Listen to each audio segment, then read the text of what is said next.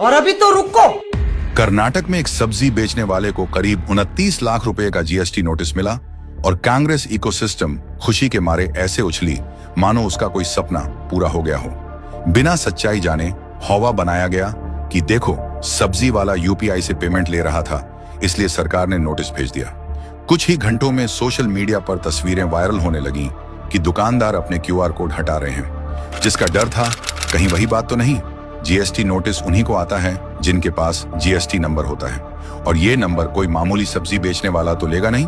GST number ज्यादातर कारोबारी लेते हैं, वो लोग जिसकी इनकम एक तय सीमा से ऊपर है। अब सवाल उठता है, इस पूरे मामले को यूपीआई से जोड़ने की जरूरत क्यों पड़ी? पूरा इकोसिस्टम यूपीआई को ही विलन बनाने में क्यों लग गया? जब सरकार कांग्रेस की हो तो सवाल पूछना जरूरी है।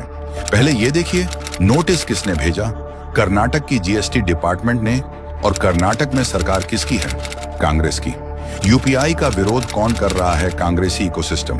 कांग्रेस वही पार्टी है जो ऑपरेशन सिंदूर के समय चीन को फायदा पहुंचाने के लिए भारत की मेड इन इंडिया हथियारों का नुकसान पूछती है।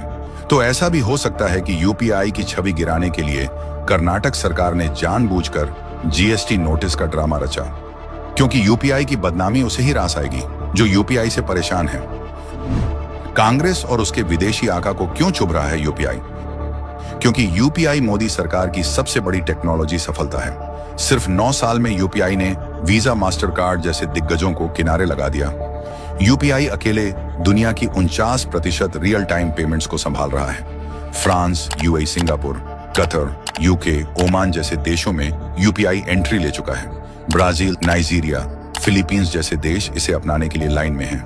दुनिया के बड़े बड़े देशों के एम्बेसडर यूपीआई का जादू देखकर दंग हैं, और यही कांग्रेस और उसके विदेशी आकाओं को हजम नहीं हो रहा है। कांग्रेस के विदेशी आका ये हरगिज नहीं चाहते कि यूपीआई का मॉडल ग्लोबल हो जाए, और कांग्रेस कभी नहीं चाहेगी लोग बैंक के चक्कर काटने के बजाय आराम से सीमलेस पेमेंट कर पाए। वो तो चाहेंगे कि लोग लाइन में फंसे रहे, जैसे 2014 से पहले सिलेंडर की लाइनों में लोग फंसे रहते थे।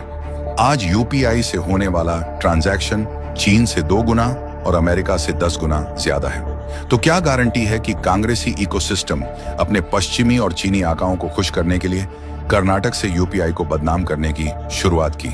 क्योंकि डिजिटल इंडिया कांग्रेस के मुंह पर तमाचा है।